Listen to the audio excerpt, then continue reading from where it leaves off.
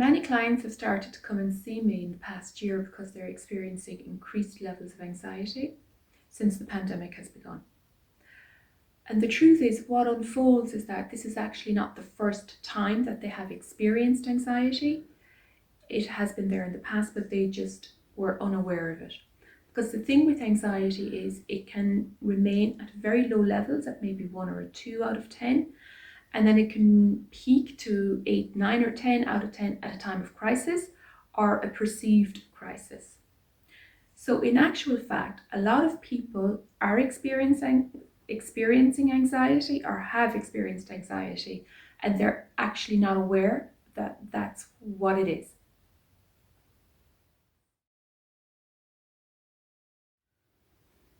Many people will suffer with anxiety during their lifetime. Sympaths in the past have said 1 in 9 will experience anxiety in their lifetime.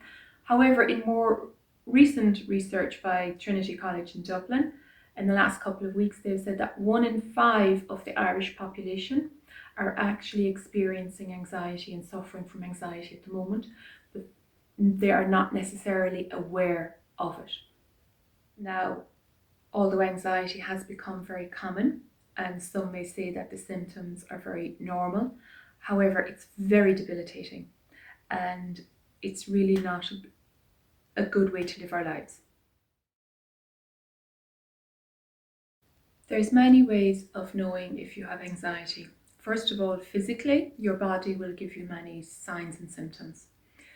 For example, you may suffer from loss of appetite, where you physically can't eat, don't feel like eating, where you're feeling nervous in the tummy or that butterfly feeling.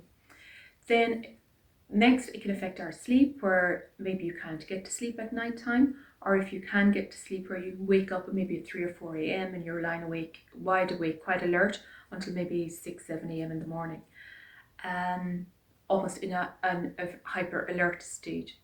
Then it can also create a tingling in the hands or in the body, in the upper body and trunk, where it's an awful tingling feeling, and sweating, sweaty palms, actual excessive sweating and night sweats as well. And then there's also maybe heart racing, not able to get a deep breath. And then we have also the feeling of the mind just racing, not being able to stop or turn off the mind or relax it, where we actually, the head can even feel really hot because you've gone into overdrive and overwhelm. So they're just some of the physical symptoms. There's more. And then emotionally, it can also really affect us as well, because we can get into a place where we're feeling stuck. We can feel hopeless, helpless. You will know if anxiety is a pattern in your life because you will have recognized some of the symptoms, both physical and the emotional symptoms that I've already mentioned.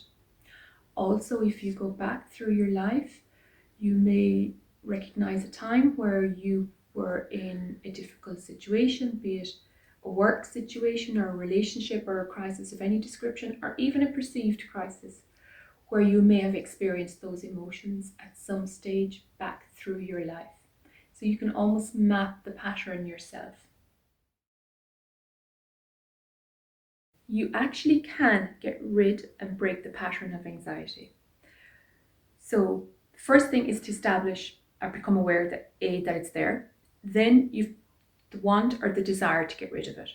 So this is where we start working together, and through various techniques, life coaching and other techniques, and working with your subconscious mind, we unearth or discover what is driving your pattern of anxiety. So we identify the driver and we take the driver out of the driver's seat, and that actually disarms the pattern.